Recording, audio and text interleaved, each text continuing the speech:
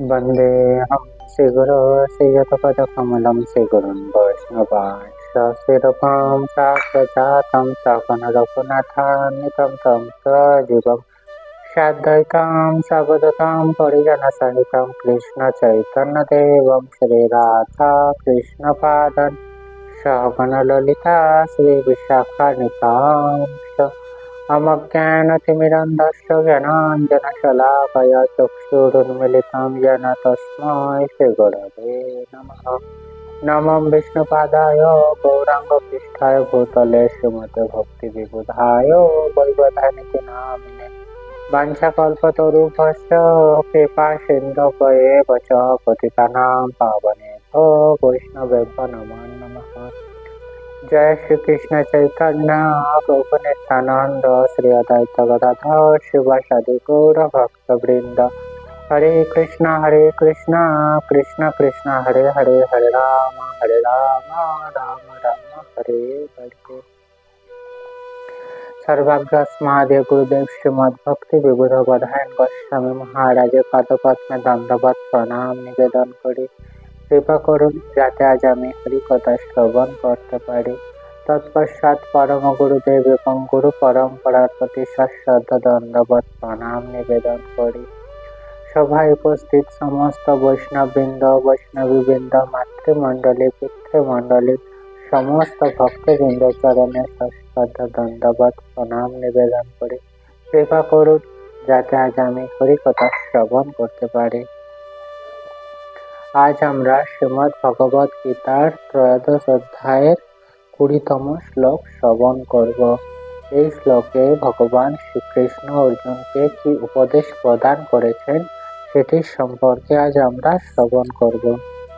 তো ভগবান শ্রীকৃষ্ণ কি বলছেন? প্রকৃতিম পুরুষম চৈব বিদ্যান্নাদি ভাবপি বিকারাংশ গুণাংশৈব বিদ্ধিম প্রকৃতি সম্ভবান। অর্থাৎ প্রকৃতি ও পুরুষ উভয়ই অনাদি বলে জানবেন। অর্থাৎ ভগবান শ্রীকৃষ্ণ কি বলছেন? এই যে জড় জগৎ বা প্রকৃতি এবং পুরুষ, এই দুজনে আছে অনাদি, অর্থাৎ যার কোনো উৎপত্তি নেই। তো অনাদি এবং তার বিকার এবং গুণ সমূহ প্রকৃতি থেকেই উৎপন্ন। অর্থাৎ এই যে জীব যে সৃষ্টি হচ্ছে তার বিকার এবং তার যে বিভিন্ন প্রকার গুণ সমূহ প্রকৃতি থেকেই উৎপন্ন হয়ে থাকে, এটি জানবে। অর্থাৎ জীব যখন এই জড় জগতে আসে, এই জড় জগতে থাকার ফলে যে জড় জগতের যে গুণাবলী, সেই গুণাবলী অনুযায়ী তার গুণ পরিলক্ষিত হয়। তো এই প্রকৃতির দ্বারাই তার যে গুণ সমূহ সেগুলি ক্রমান্বয়ে পরিবর্তন হতে থাকে। তো এই অধ্যায়ে ভগবান শ্রীকৃষ্ণ কি দেহ অর্থাৎ ক্ষেত্রজ্ঞ সম্পর্কে বিশেষভাবে বলেছেন।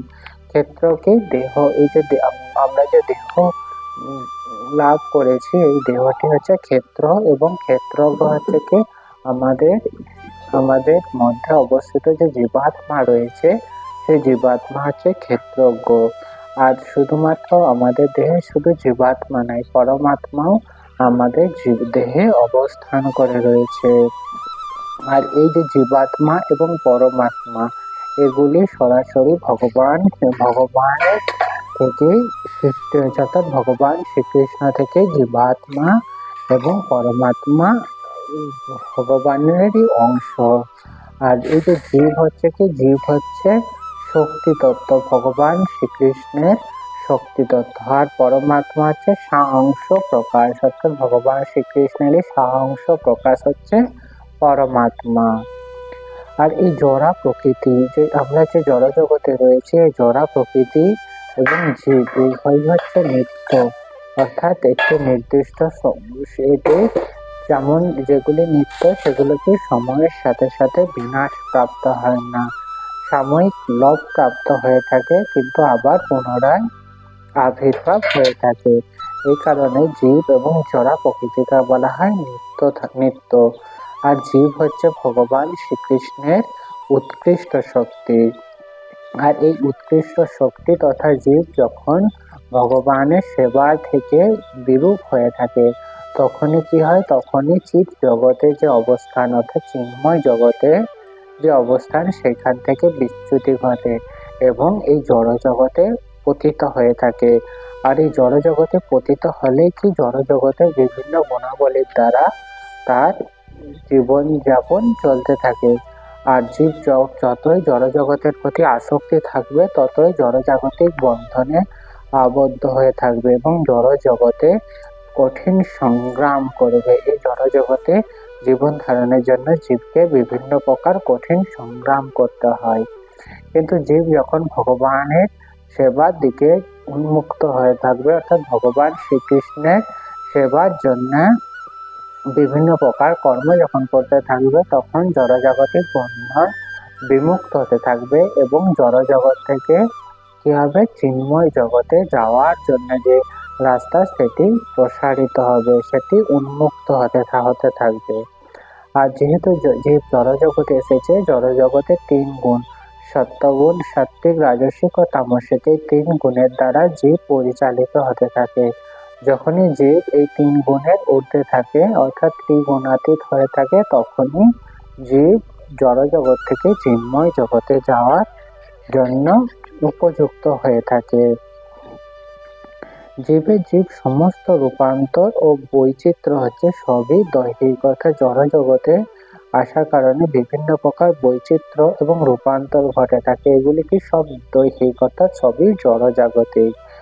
আর জীবাত্মা যে জড় শরীরে সমস্ত জীবের মধ্যে জীবাত্মা রয়েছে, আর এই সমস্ত জীবাত্মা হচ্ছে এক, কারণ সমস্ত জীবাত্মা হচ্ছে নিত্য এবং ভগবান শ্রীকৃষ্ণ থেকে উৎপত্তি লাভ করেছেন এবং সমস্ত জীবাত্মার বৈশিষ্ট্য এক। কিন্তু এই জড়জাগতিক যেহেতু আমরা দেহ পেয়েছি, জড় দেহ অনুযায়ী আমাদের মধ্যে বৈচিত্র্য লক্ষ্য করে থাকে। তাই বলা হয়েছে ভগবত গীতায় এই সমস্ত বৈচিত্র্য এবং সমস্ত রূপান্তর হচ্ছে দৈহিক, কিন্তু আত্মার পরিপ্রেক্ষিতে সমস্ত জীবই হচ্ছে এক।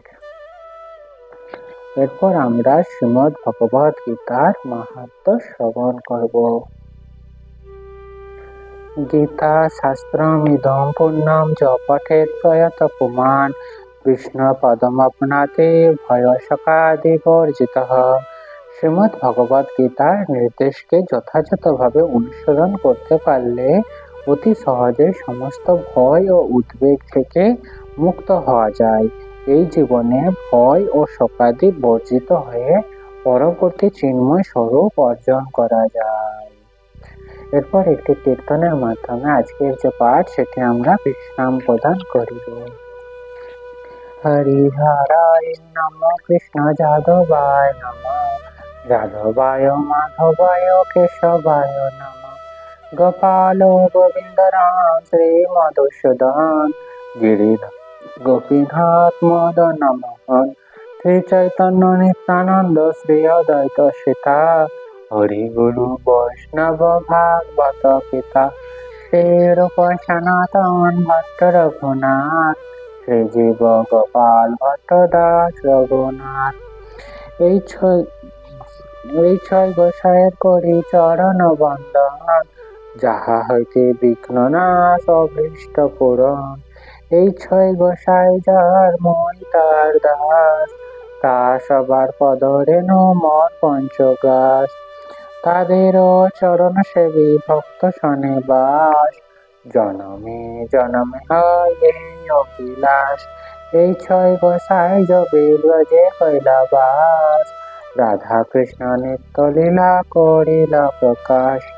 আনন্দে বল হরি ভজ বৃন্দাবন, শ্রী গুরু বৈষ্ণব পদে মজায় মন। শ্রী গুরু বৈষ্ণব পাদ পদ্ম করিয়াস, নাম সংকীর্তন করে নরোত্তম দাস। হরে কৃষ্ণ